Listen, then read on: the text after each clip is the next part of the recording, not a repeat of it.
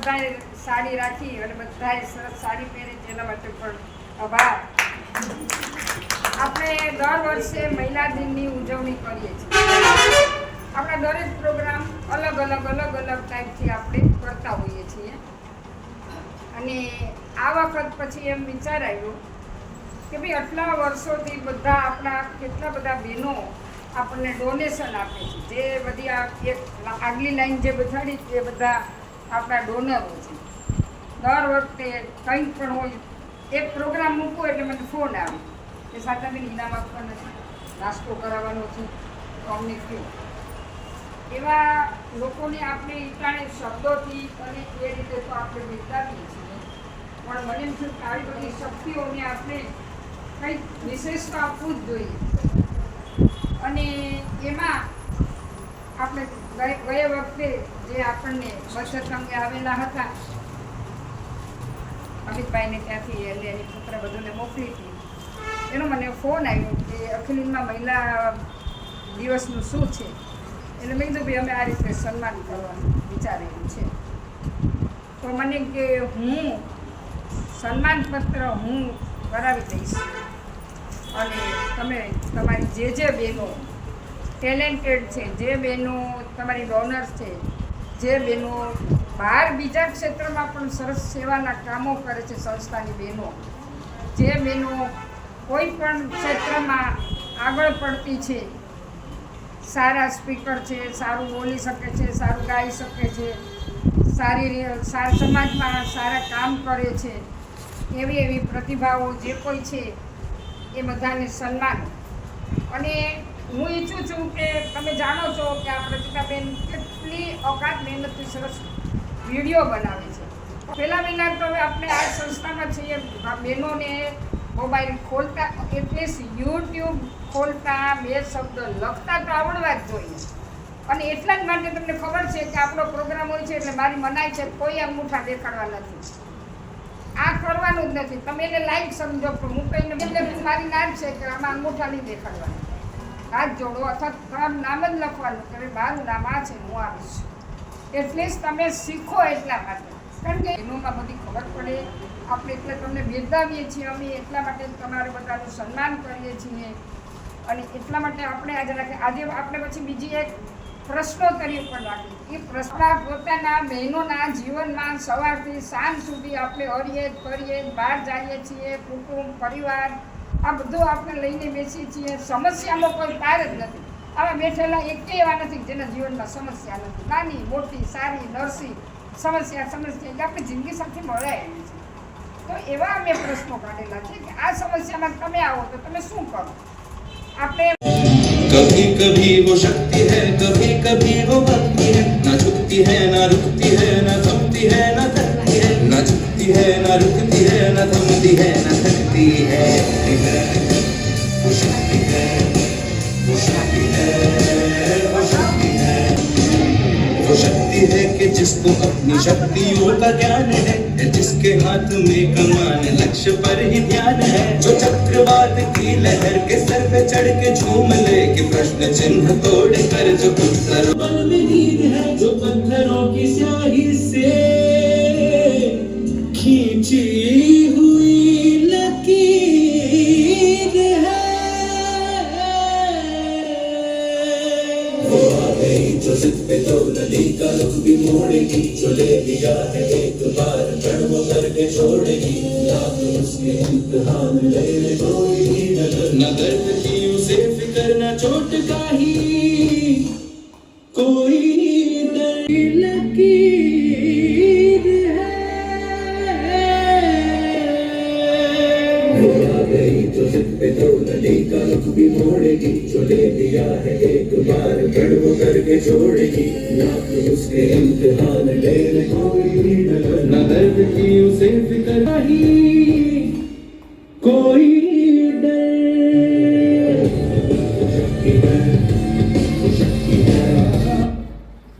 जो सिर पे तो नदी का रुख भी मोड़ेगी, जो ले लिया है एक बार प्रण वो करके छोड़ेगी. लाख उसके इम्तिहान ले ले कोई भी न दर्द की उसे फिक्र न चोट का ही. મહિલા દિન નિમિત્તે બધી બહેનોને ખૂબ ખૂબ શુભેચ્છાઓ કે દરેક ક્ષેત્રમાં બધી બહેનો આગળ આવે, ટેકનોલોજીનો પણ ઉપયોગ કરી શકે એવી રીતે આગળ આવીએ એવી ખૂબ ખૂબ શુભેચ્છા. આજે આંતરરાષ્ટ્રીય મહિલા દિન ઉજવી રહ્યા છીએ ત્યારે સૌથી પહેલા હું આજે હોલમાં બેઠા છીએ એ પુષ્પાબેન મહેતા કે જેઓ માત્ર જૂનાગઢનું જ નહીં, ગુજરાતનું જ નહીં, પણ સમગ્ર રાષ્ટ્રનું એમનું નામ છે એવા પુષ્પાબેન મહેતા હોલમાં આપણે બેઠા છીએ એ પણ એક ગર્વની વાત છે.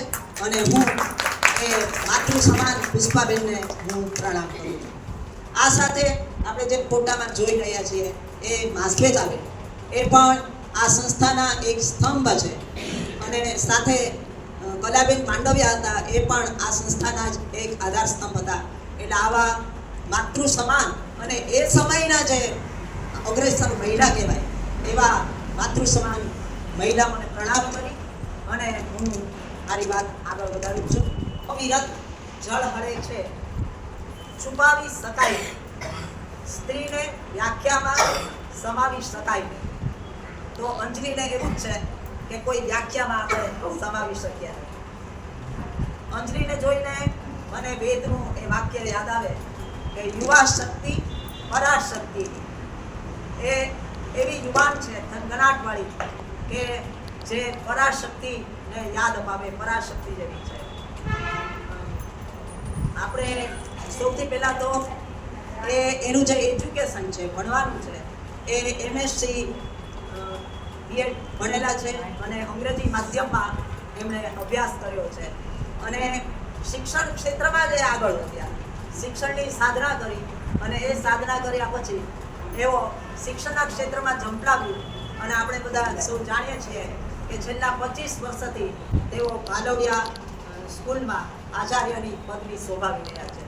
અને આ આચાર્યનું કામ છે એ બહુ અઘરું કામ છે અને એ બધું જ કામ પુનઃપૂર્વક અને કુશળતાપૂર્વક એ કરી રહ્યા છે. સાંસ્કૃતિક પ્રવૃત્તિમાં એના હાર્દ સમા છે એ અંજલિ છે. આ અંજલિનું એક વહીવટકર્તા તરીકેનું સ્વરૂપ છે. બધા રોજ સવારે પાક કરો છો, એવરીવન, રાઈટ? તમારી ઈચ્છાઓનો દરેવો જ મારણ કરો છો કાયમ માટે. શું વિચારીને? સામેવાળા શું વિચારશે? અરે ભાઈ, ત્યાંય ભાઈઓ જ હતા સામે એના, પરંતુ ધર્મ શું કહેતું હતું? યુદ્ધ કરીશ. તો તમને જ્યારે મનુષ્ય જીવન આપ્યું છે ત્યારે ઈશ્વર કહે છે મેં તને ખુશ રહેવા ત્યાં મોકલી છે કે તું એ તો કરતી નથી. મુખ્ય કામ તો ભૂલી ગઈ છે. અને એ મુખ્ય કામ શેમાં ભૂલાણું આપણું? ઈર્ષા, અદેખાઈ, આળસ, બરાબર છે? અને અતિ પરોપકારી. સારા થવાની હોલ્ડમાં સર્ટિફિકેટ, શ્રેષ્ઠ દીકરી, શ્રેષ્ઠ વહુ, શ્રેષ્ઠ માં, શ્રેષ્ઠ સમાજશાસ્ત્રી. અરે છડો, લીવ ફોર યોરસેલ્ફ. તમે અરીસામાં જોઈને ક્યારે એમ કહેશો મસ્ત લાઈફ જીવીને હું જાઉં છું, હો? બરાબર ને? આપણે એ કહેવાનું છે યાર, જેવા આવ્યા હતા એવા ભગવાને જ્યાં મોકલા હતા ત્યાં, પણ મેં મારું અસ્તિત્વ ટકાવી રાખ્યું ગમે તે પરિસ્થિતિની અંદર અને હું સુખી જ થઈને જાઉં છું. મારા ઘરના પણ મને કહેશે. તો આપણે એ સ્વચ્છંદતાથી ન કહેતા જો એને જરા પ્રેમથી સમજાવીશું તો આઈ થિંક હવેનો સમાજ વધુ એક્સેપ્ટ કરનારો છે.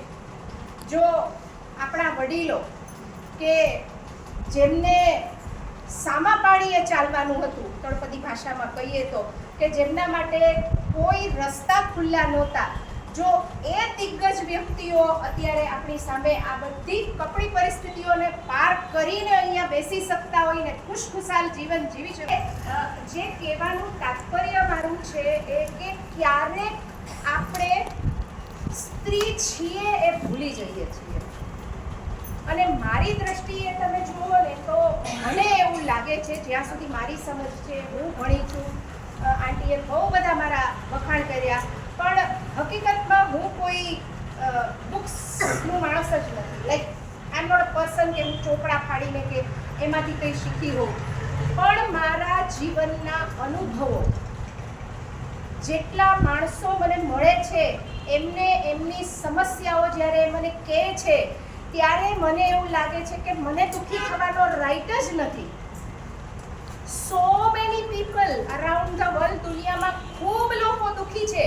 આપણને બોલવાનો હક જ નથી. માત્ર ને માત્ર તમને એક ગોઠણ દુખી જાય છે ને, એક ગોઠણના દુખાવામાં આપણે આખા ઘરને ત્રાહિમામ કરી દઈએ.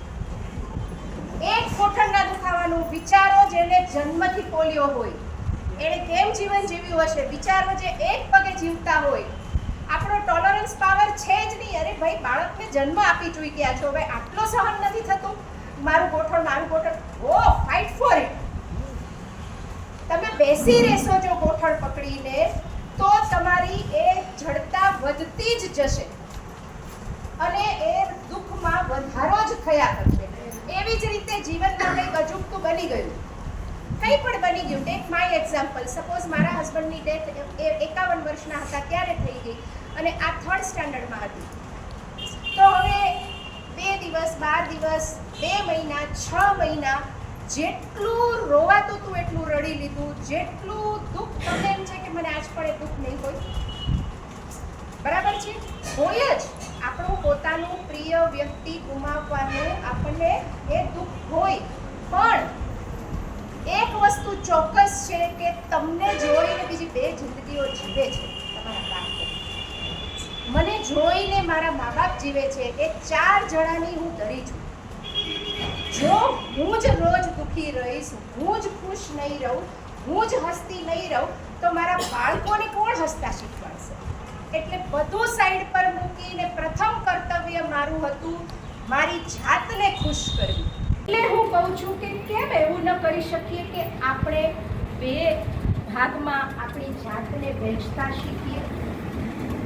એ તો કરી શકીએ ને.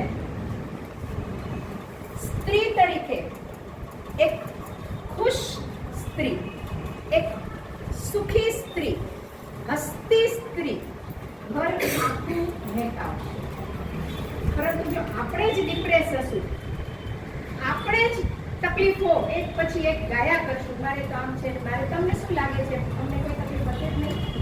જોયુંથી તમને શું લાગે છે સુષ્મા સ્વરાજને કોઈ તકલીફ હોતી નહીં? તમને શું લાગે છે માધુરી દીક્ષિતને કોઈ તકલીફ નથી? એવરીવન.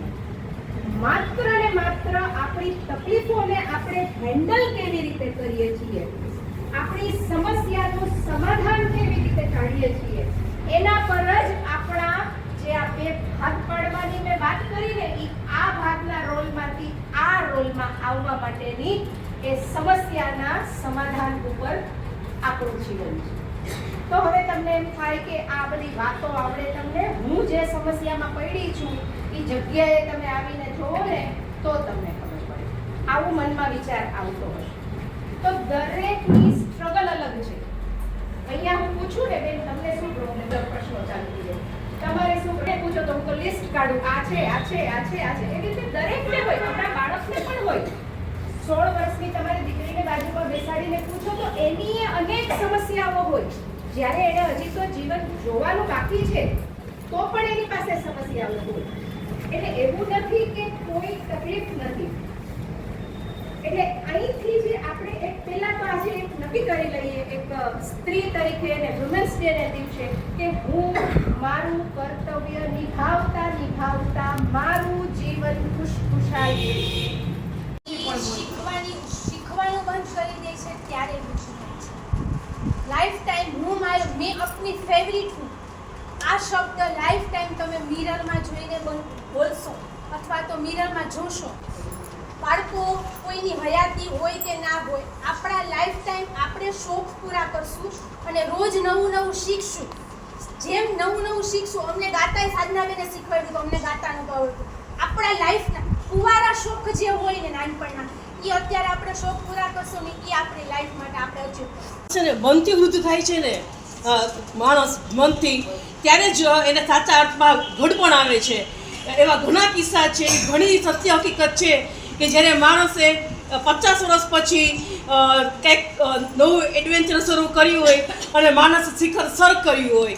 મેં હમણાં જ છાપામાં વાંચ્યું કે એક બેને 98 વર્ષની ઉંમરે મેરેથોનમાં ભાગ લીધો અને ઇન્ટરનેશનલ લેવલે એને ઘણા ઇનામો જીત્યા. 98 વર્ષે ઇનામ જીતવાનું કારણ એ કે મનથી સ્ટ્રોંગ હતા. એ માટે માણસનું મન છે ને પ્રફુલ્લિત હોય ને તો માણસ આ જીવન વૃદ્ધ થતો નથી. અમિતાભ દિલથી સ્વસ્થ હોય તો આપણું ઘટપણ આવવાનું જ નથી ક્યારે.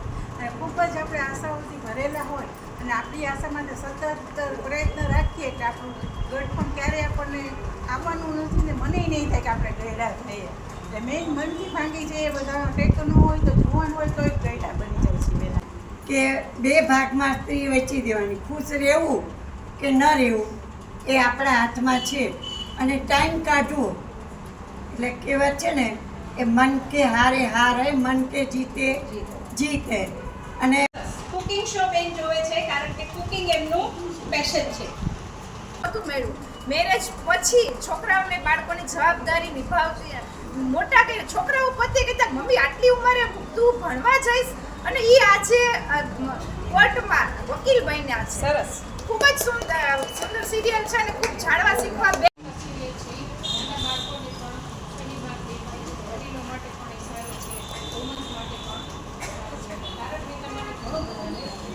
અને જનક બધાને અનુપમા બોરિંગ લાગે છે પણ અનુપમા મને એટલી ગમે છે કે એણે જિંદગીની જ્યારથી શરૂઆત કરી છે ત્યારથી એણે કેટલો સંઘર્ષ કર્યો છે.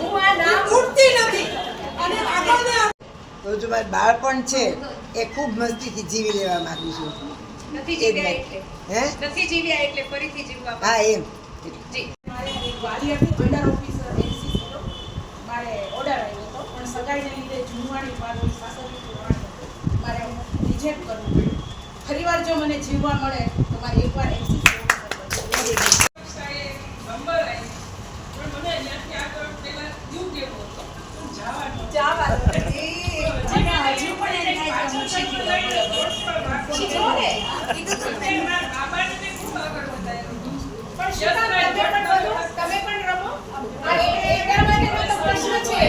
તમે કીધું શોર્ટ શબ્દ જીતી સાથે દીકરાની તો મેં 3 દીકરી ઉપર દીકરો લે 4 ડિલિવરી કરીને ખૂબ હેરાન થઈ છું. તો હવે મારી એ ચેન્જ લાવવો છે કે 1 દીકરી 2 દીકરી હોય તો હું કોઈને બાબો લાવવાનું નહીં.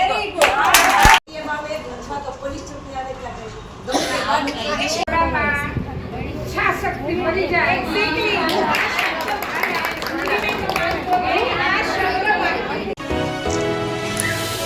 भारत की नारी तू मत बनना बेचारी हार मानना लेना तू तेरी जंग अभी है जारी सुन भारत की नारी तू मत बनना बेचारी हार मानना लेना तू तेरी जंग अभी है जारी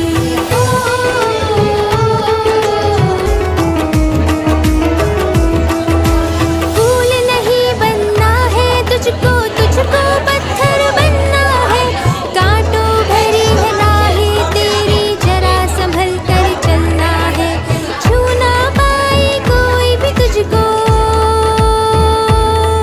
हो छू ना पाए कोई भी तुझको बन जाए एक चिंगारी सुन भारत की नारी तू मत बनना बेचारी हार मानना लेना तू तेरी जंग अभी है जारी નારી શક્તિ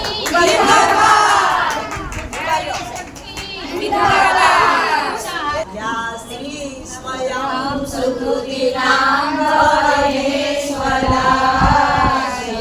पापात्मनां मृतधियां हृदये सुबुद्धि सदा सतां कुलजनां प्रभवस्य लज्जा तां मानतां स्म परिपालय देवी विश्वम्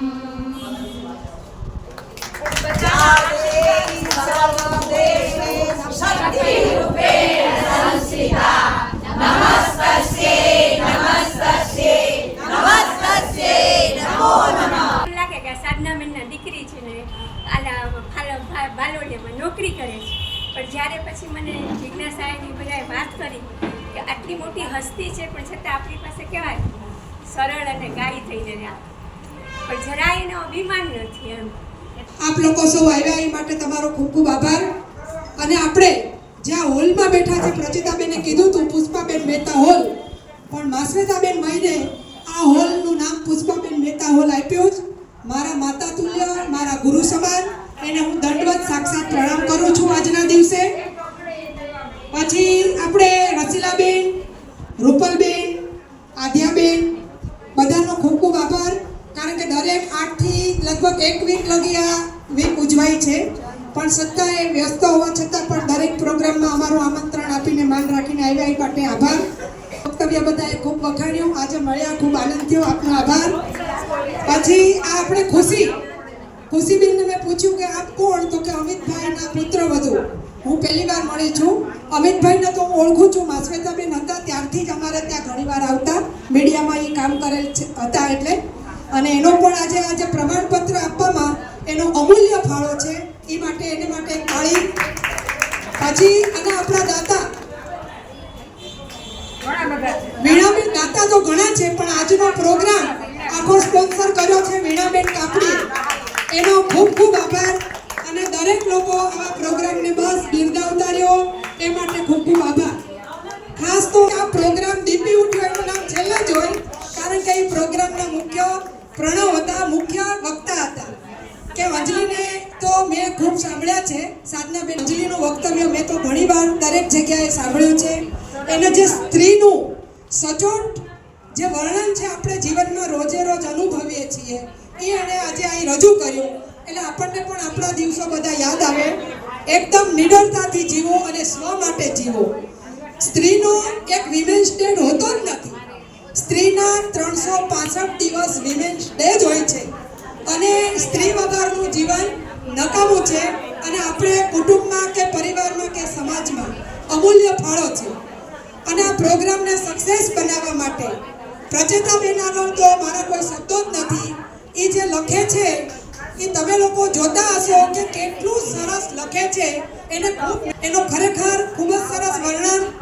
અને આ બધા કહેવત છે, 2 મિનિટ જ કહેવત છે કે નવરું મગજ એ શેતાનનું મગજ, પણ સાધનાબેનનું મગજ શેતાન જેવું નથી. એ આવા પ્રોગ્રામો સરસ લઈ આવે છે. બસ ભગવાન એને ખૂબ શક્તિ આપે ને આવડતા આપે. ખૂબ ખૂબ આભાર.